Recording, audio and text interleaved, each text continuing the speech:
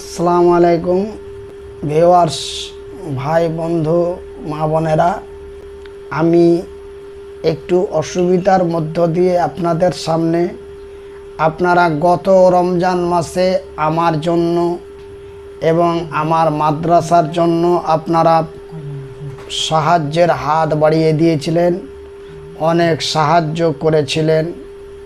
তাই এইবারও আপনারা একটু সাহায্যের হাত বাড়িয়ে দিবেন আমার জন্য এবং আমার মাদ্রাসার জন্য। কেন আমি জলসা জুলুস করতে পারি না? মাদ্রাসা এবং আমার পরিবার চালার একটাই রাস্তা ছিল, জলসা করা। কিন্তু এই 2 বছর থেকে জলসা না করতে পারাতে আমার খুব অসুবিধা।